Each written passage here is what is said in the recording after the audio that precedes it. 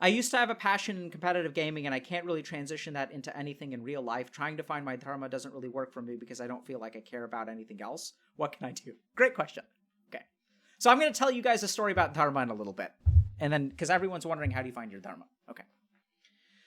So, I think that the problem is that your options to transition in real life are insufficient. They're like too low level. So generally speaking, when people are competitive in gaming, they tend to be very skilled. They're very dedicated, very intelligent.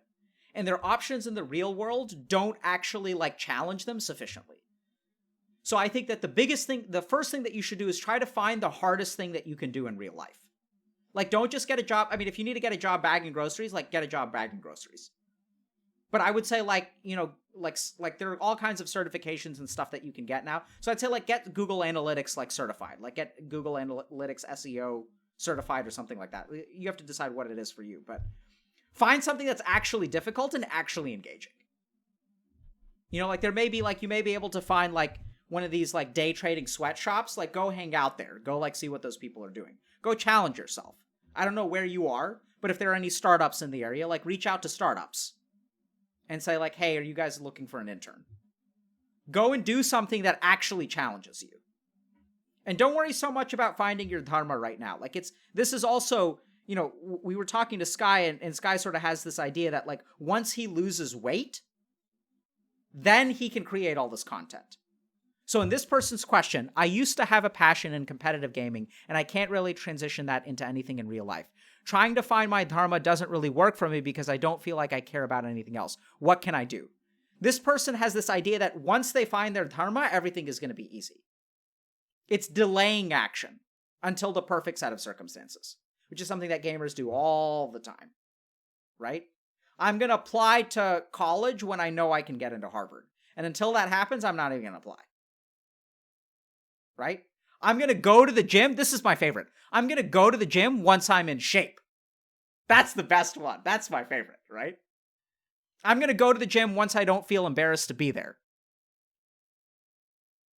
Brilliant, right? I've thought it. Have you guys thought it?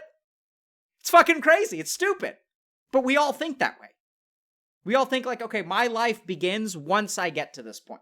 No, your life begins today. It's just a way shittier version than what you're envisioning. That's the problem. But that's okay. So do something. I tell this person to do something and do something challenging. Try to find the most challenging thing that you can and do that thing. I think so Google and like Microsoft and a couple of these other companies no longer require college degrees. They just want people who are able to do shit. And cool thing is like we live in this world. I know I'm a boomer, so this may be news to me. Like apparently all you kids know about this thing called the internet. And you can learn all kinds of stuff on the internet. Like you can learn finance, you can learn economics, you can even learn a lot of medicine. You can learn a lot on the internet. You can learn marketing. You can actually do this thing where you just make this thing called a website. And then you can learn some skill and you can start charging people for the skill. You can just make it like you can just learn something and create a business. There are all these kids nowadays that are like entrepreneurs. Like back in my day, being an entrepreneur involved like brick and mortar and building something and having trucks and workers. But all these kids nowadays, they're just like making tens of thousands or hundreds of thousands of dollars without any professional training. Like there's one guy that I worked with, like believe it or not, who would sell figurines on eBay after painting them and made like $5,000 a month just fucking selling figurines. He buys them, paints them, and sells them. Like, that's crazy. So start doing something. And try to do the most challenging thing that you can. Right now, I'm trying to transition. So next question. Right now, I'm trying to transition out of gaming. So I'm just kind of curious about this, okay?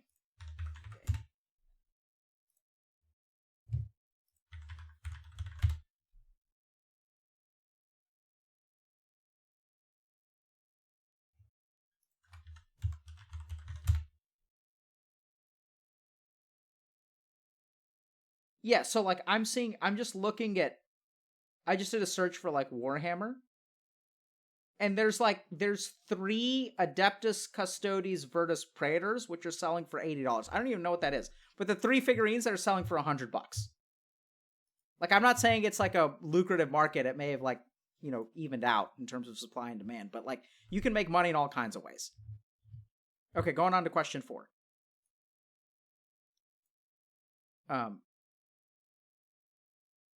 Okay, so right now I'm trying to transition out of gaming into learning marketing so I can actually make money on my own. Perfect. So this person is like, this is great, whoever's queuing these questions up, because this person is one step after the last person. I've kind of struggled with this problem my whole life, but I basically get really into something for a few months to a year, and then I stop caring and lose motivation. I don't really like the idea of relying on motivation because motivation doesn't have to be the only factor in taking action, but I don't know why I always have this pattern of getting good at something, but before I master it or get super good at it, I lose interest. I'm not sure if it is a fear of failure or what, but I would seriously love your thoughts on this because it's been a problem for me for a while. I've had this happen in games too, where I get a really high level, close to low tier pro, and then lose interest. This is a fantastic question. I'm just going to have to think for a second about the answer.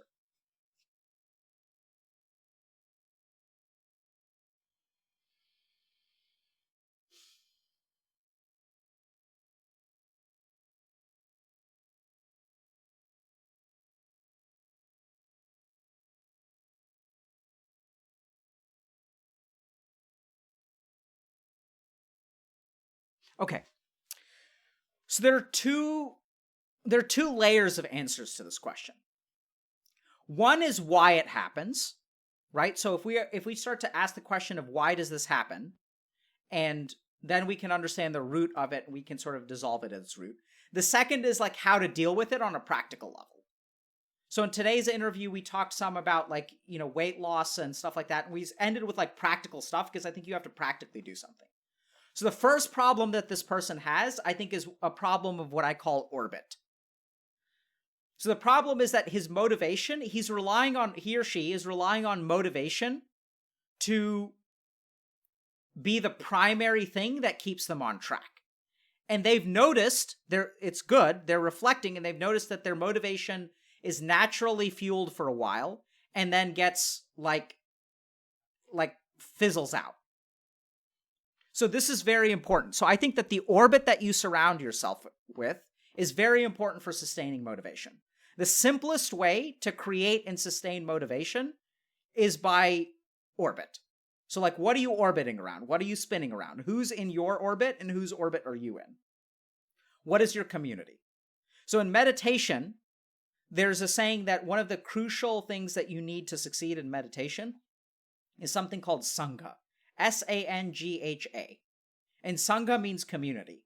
And they say that like success or spiritual growth requires community, which is kind of weird because like spirituality, like meditating is like a solo practice, right? It's a single player game. So why on earth do you need a community if you're like playing a single player game? And the simple truth is that like if you're meditating all by yourself, over time you're going to fizzle out. But if you go to lectures, if you go to talks, if you go to sits, then that anchors you to continue moving forward on your path because people around you are doing it. My favorite example of this is something called NaNoWriMo, which is National Novel Writing Month. So in the month of November, there's this thing called NaNoWriMo, which is National Novel Writing Month, where a bunch of people who want to write novels and never have gotten around to it decide that they're going to get together and write a novel in 30 days. So what these people do is they set up like things all over the world where like you go to your city and people in your city who also want to write novels get together at random places at random times. And they like build up a schedule. Someone says like, you guys can come over to my house. I'll be here from 5 p.m. to midnight. Anyone who wants to come can come and write. We're going to meet at this library. We're going to meet at this coffee shop. And then like a bunch of people who have wanted to write novels the entire year actually managed to write a lot during NaNoWriMo. Why is that? It's because their orbit changes. In terms of my spiritual growth, like I didn't start by like meditating at home. Like I didn't do that. I went to an ashram where I was surrounded by people who were there to meditate. And for 90 days, every day, there were like structured meditations. So it's not habit. It's not motivation. It's fucking structure. Structure, structure, structure. And when you think about like, so when this person says, I've been learning marketing, My question would be, who are you hanging out with? Because 8 months into this, when your motivation fizzles, if you're surrounded by people who are still interested in it, they're going to pull you back in. So if you think about even addictions, so what is the most successful alcohol treatment to date? Is Alcoholics Anonymous. More people have quit alcohol through Alcoholics Anonymous than anything else. Way more than doctors, therapists, medication. Actually, maybe the most successful thing is quitting it on your own, but there's not good data about that. In terms of interventions, AA is the best thing. And so AA's whole thing is about Sangha, community. So my first point to this person is that you have to understand that motivation is going to wane, and what you need to cultivate is a community. Who are you hanging out with, right? I think that's the problem. I would guess that this person is not hanging out with people who continue to push them and inspire them to be better. And so you're thinking about, like, why is it so easy to, like, continue to play Dota? It's because all the fucking people on my friends list play Dota.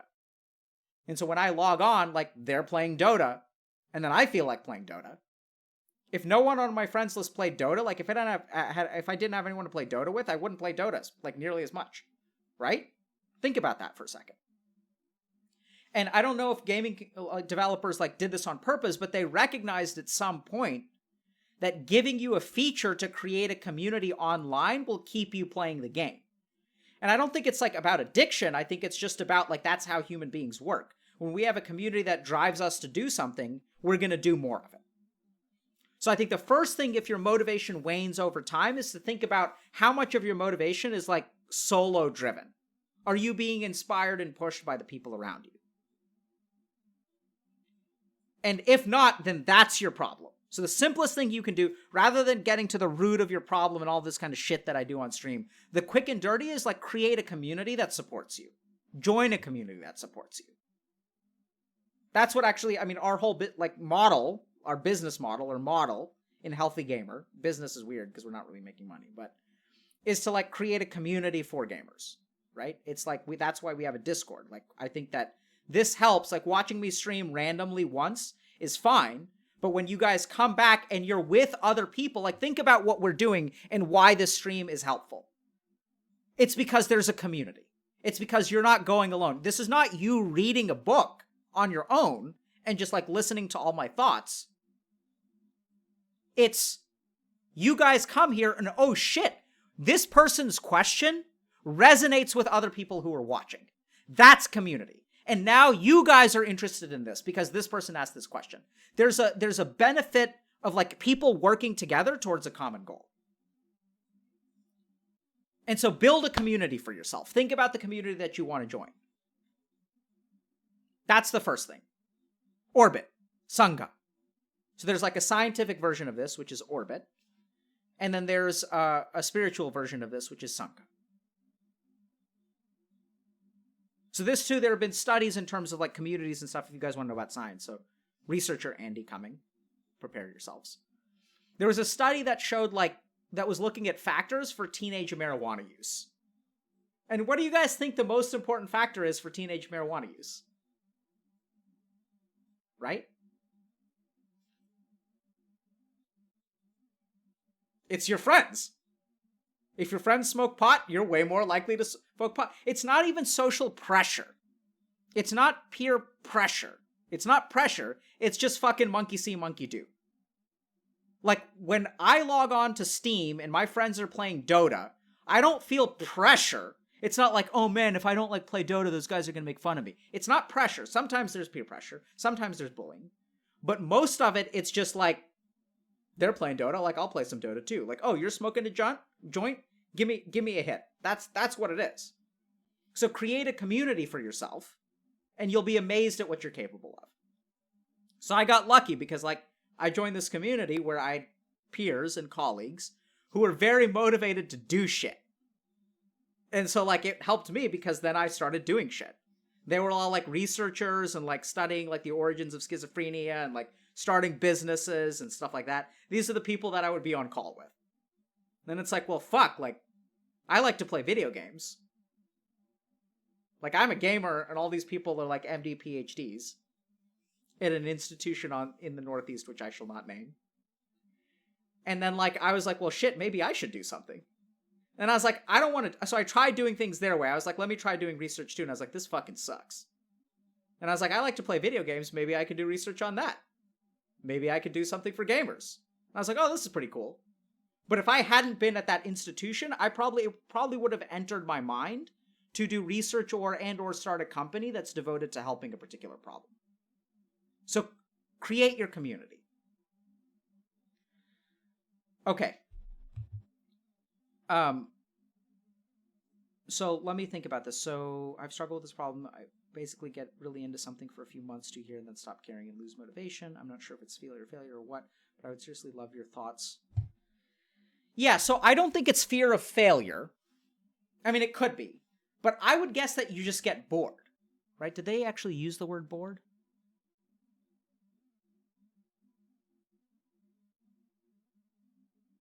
Yeah. So I think what motivates you is like learning a new problem, right? It's like something that's new and exciting. And so I think the problem is that you give up when the end is in sight. Like it's sort of like, and that's just because you figured stuff out at that point. I would be really curious about whether this person gives up motivation towards the end because like they figured it out. Like the fun part is the figuring it out. So it's kind of weird, but I was planning on becoming an oncologist. And part of the reason I didn't become an oncologist, and this isn't to diss anyone, but I just found that like figuring out medicine was fun. Like figuring out how the heart works was fun. Figuring out how cancer works was fun. Figuring out like how the kidneys work was fun. But once I figured it out, I started to get bored of it. I was kind of like, well, like now it's just the same thing. Okay, like if their heart works this way, then I do this. If it works this way, I do this. There are all these protocols because we use evidence-based medicines. There are all these big trials. And it's really like figuring out, okay, like which is the best treatment based on all this available data. And what I liked about psychiatry is like I have no fucking idea what to do. There is no like protocol. It's like when Sky shows up, like I don't know what to say. Like I've talked to him once before, like I don't know what, like he's a different person now, like I don't know what to do. That's fun for me. I get bored easily too. So I don't know if I'm going to do Healthy Game for 20 years. Like I may just stop in a year. Like same thing happens to me. I like get interested with stuff and I move on. And that's fine. So I think that the second thing that I'd suggest is that it's not that you're like lazy, it's that you get bored easily, right? I'm not going to leave you. Don't worry. But I'd say that this person kind of gets bored easily. And so like if that's your problem, then I would say like try to do a couple of different things at the same time. This is going to sound kind of weird. But if you get bored of marketing, like start a marketing thing and then shift 80% of your focus to something else, but maintain 20% of focus in marketing. Because the way that you're going to grow is when you get bored. Let's say you want to learn piano and you like marketing. So you're like, oh, like I'm kind of done with marketing. Let me go to piano. And then if you maintain the marketing a little bit, when you get bored of piano, you can come back to marketing and it'll be just as fun as it originally was. So you can kind of juggle a couple of different things. So one of my teachers once told me that like your problem is that you get bored easily, and so you should try to do multiple things. And when you get bored of one thing, then you can move to the next thing. And when you get bored of that thing, you come back to number one. So now I do like 2 or 3 things. And that's just how my day is. Like I saw patients for a few hours this morning.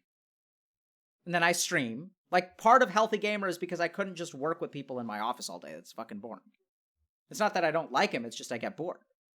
And so I try to create a life in which I'm like stimulated. So like I do streaming, and then like I'm gonna like maybe make some videos or something like that. And then I work with some patients. I like talk to researchers, and I'm thinking about like doing some research. So I try to do like a few different things.